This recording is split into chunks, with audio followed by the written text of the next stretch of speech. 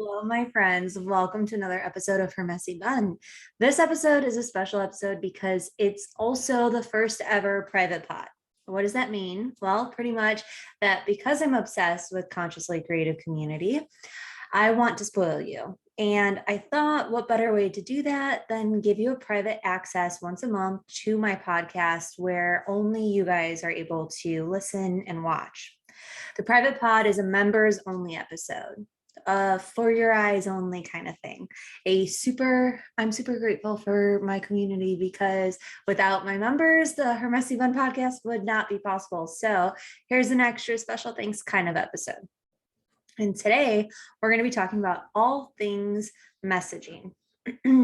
So we are going to be talking about how to talk to your target audience, how to talk about your offer, and the things to avoid when marketing on TikTok. I'm not going to go into too much detail on everything, but I do want to go over everything briefly so that you guys are able to grasp everything and then use it within your own context of your business. There's nothing more frustrating than having a business that you're obsessed with, but then you can't seem to get other people excited about as well. When talking about your business, products, or services, it's important to remember that the importance of messaging within your marketing strategy. So, do you ever wonder how people are just so good at blowing up their business on social media, or why some businesses seem to never have a slow season? It's because of their messaging. Knowing how to talk to your target audience about your services is an extremely important skill set to learn as an entrepreneur. So first, let's go over my key points when talking to your target audience. So ask yourself this. Do you know your target audience demographic? My old school way of thinking, by old school, I mean like for the last 10 years, I went to school for marketing and design. We were always taught like know your demographic info. So know your target audience demographic, know exactly who they are, what they're buying, how much they make, etc., etc. What color hair they have, how tall they are, all the nitty-gritty details. And while that is important to an extent, we also have to remember social media is so much different than it used to be. So we need to think about what your demographic, what your target audience is facing on a day-to-day issue, on month-to-month issue, as well as where they're hanging out. Is your demographic on TikTok? Are they on Instagram? Are they on YouTube? Are they on Pinterest? Where do they hang out? On top of knowing who they are. So if you sell clothes, earrings, anything more visually aesthetic, where do you think that they're hanging out mostly? I would assume based off of the visual pleasing aspect of that demographic, they'll probably be on Instagram, Pinterest, and potentially YouTube because of the hauls, but those two would probably be the most right now. Granted, TikTok is like, you guys are killing it on TikTok with like the outfit of the days and all like the pretty aesthetics. So I still think TikTok is a priority for every business, considering none of us have any idea of where Instagram's actually going to end up, but we still have to think about things like that. Next, I want you to think about and ask yourself how they feel before working with you. So what are their frustrations? What are their desires? What are they feeling right now versus what they'll feel after working with you? So how will they feel after working with you is the third question I want you to ask yourself here. So what are they feeling before and after working with you? The combination of that should be the problem with the solution. So the frustration with the outcome after working with you. And then finally, I want you to share who you are. I need you to understand that we live in a society where social media needs to be social. Like we crave like interactions with people. And right now with social media being video mostly, we are accepting and receiving that craving a lot easier than we normally would via photo. So now is the easier time to share who you are and why you're different. Sharing who you are and why you're different is extremely important when talking to your target audience because they can actually connect with you. They feel like they're buying from a person versus from like a big corporation, regardless of if you're a small business or not. They feel like working with you is they're going to get a more personal service versus going and getting it on YouTube or any of those tasks sharing websites. So share who you are because people want to learn from you, people want to buy from you, and people want to know who you are and why you're different in the sense of how they can connect with you. Next, we're going to talk about how to talk about your offer. So one of the biggest things that I notice is people tend to talk about the features of what they're selling more than the benefits. So we really want to focus on that benefit, the outcome, how it's going to benefit somebody's day-to-day life, how it's going to benefit somebody's emotions or their mental status, or how it's going to benefit just like their living aesthetic even. What are the benefits of your product or service? Talk about those more than we talk about the features, if we talk about the features at all. So then we're going to focus on, oh, my computer just keeps moving. Sorry, guys. Next, we're going to focus on the emotional aspect of it. What emotions do you evoke with your product or service? Are you evoking relaxation? Are you evoking confidence? Are you bringing out, more clarity and understanding of who they are as a person? Are you bringing out their true aesthetic, their authenticity? What are you bringing out? What kind of emotion are you provoking? Are they just going to be flying high on top of the world, happy? Is it a dopamine shot? Like what do they feel when working with you? Or what do they feel when buying from you? Next, when talking about your offer, we want to make sure you are talking about who it's for.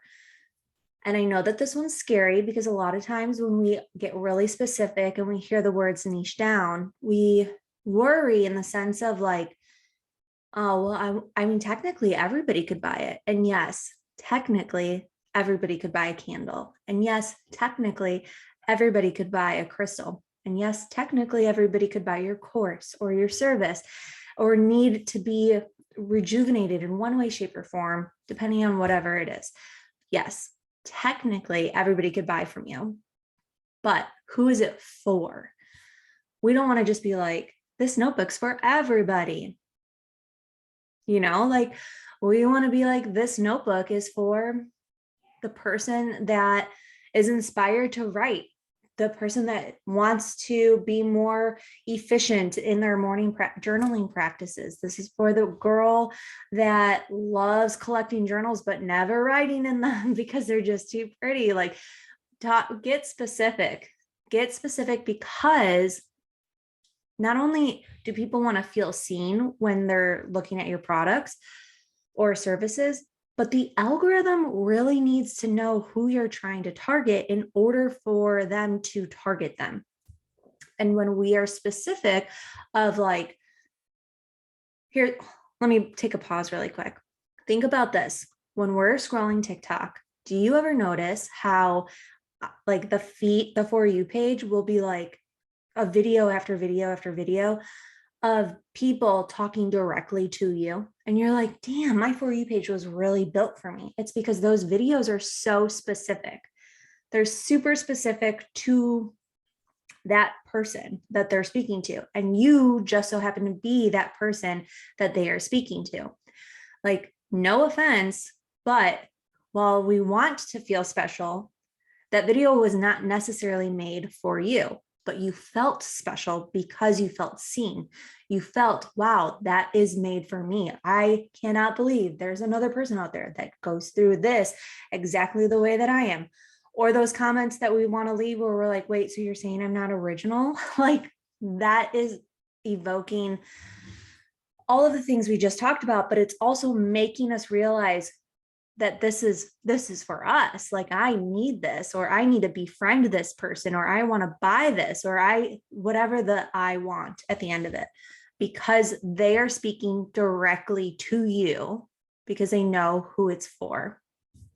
So make sure when talking about your offer, you're being specific.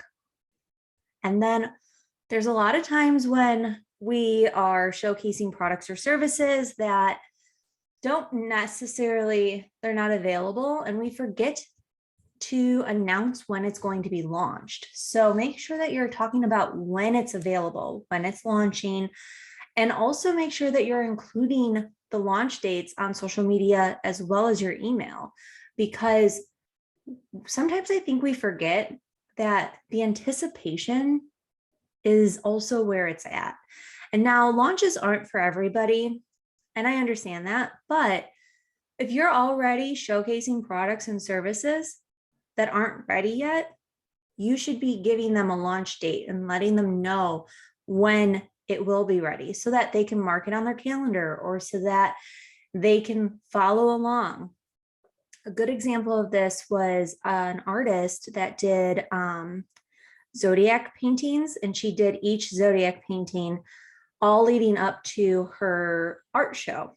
And so she had to get all of the artwork, which was like 3 feet by 3 feet big. She had to get all 12 zodiac signs done before her show. And we all got to follow along. This is on TikTok, and I'm sure she also shared it on Instagram too. But that was her way of getting us hyped up and excited for her show. On top of it, it was also her way of being like, of launching those products. So she was finishing these beautiful paintings, but then they weren't for sale yet. And then she was finishing this beautiful painting of, let's say, an Aquarius, but then Virgo wasn't done yet. So she got people so hyped up about the launch in general. She got people to go to her actual profile and see which ones were already done and try and figure out really when they were going to be available on top of that, as well as knowing when they were available. Like the whole combination of short form videos really makes your launch more energetic and more attention seeking from your audience. So make sure you're mentioning when you're going to launch things. Make sure if you're already showcasing your products and your services, get them excited for when it's going to be ready. And then also make sure that you talk about the transformation of why this product will change their life, of why they need this. And I know a lot of artists out there that all are constantly questioning themselves, like, well, how can I talk about the transformation from my artwork? And artwork is like the best example. What feeling are you provoking?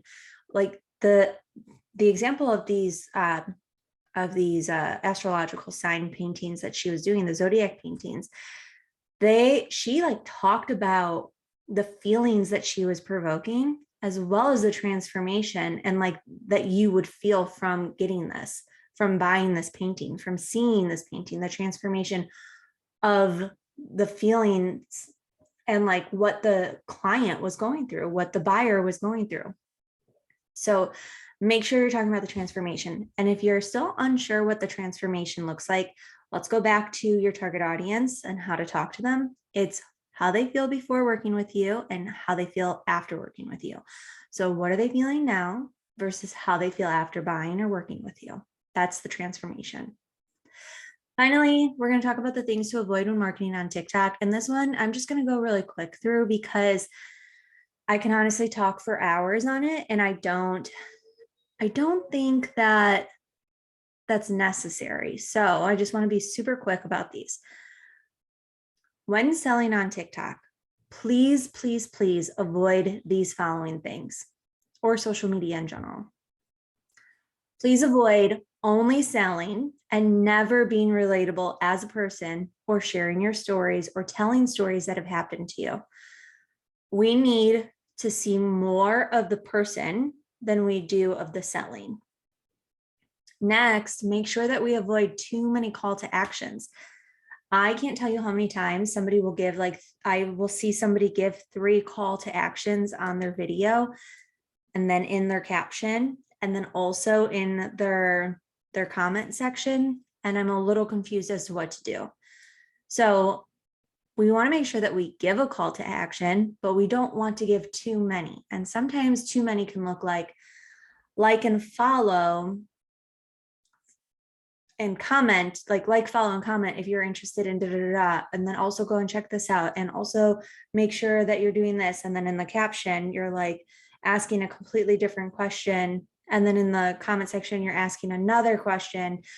We want to make sure that we don't have too many call to actions, because attention spans on social media are like so short, especially right now. So please try to avoid too many call to actions, and also not enough.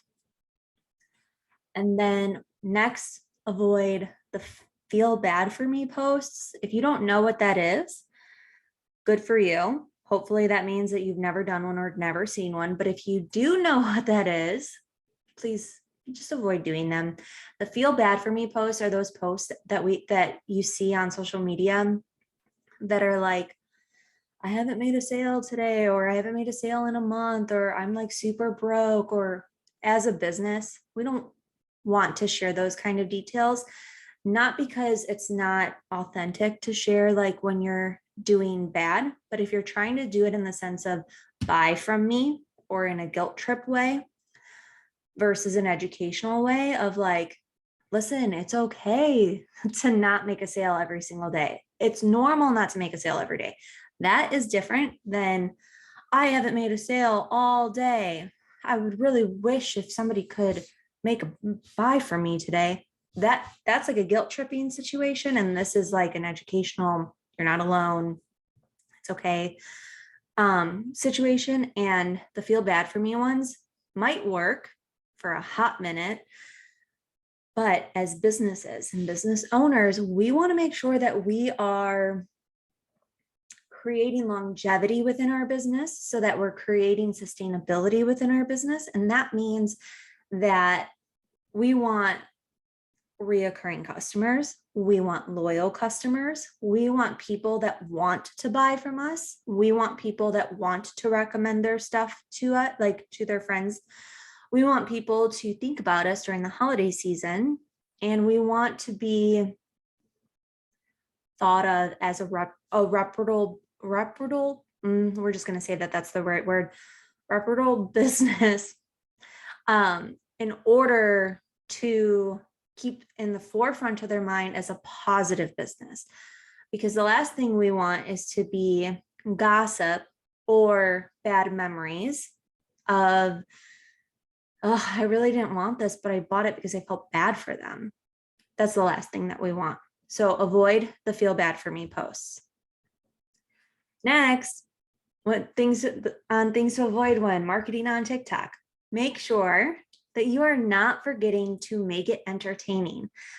If we are selling, if we are sharing our stories, if we are doing whatever we're doing on TikTok, however we're marketing, we still need to make sure that it's entertaining. We want to hold that person's not visual aesthetic, but we want to hold their attention. That's the word I'm looking for. Longer than the first second of the video. And that means having a good hook. That means making sure that we're bringing the energy. That makes sure that we're making it relatable. That means that we are making sure that the video has a good start to finish. So make it entertaining, show personality, make sure you're not just talking like a robot. And then we want to make sure, I know I just talked about niching down earlier, but we want to make sure that we're not niching down too much. Did I say that right? Not niching down too much. Wait, things to avoid, not niching. That doesn't make sense. Hold on.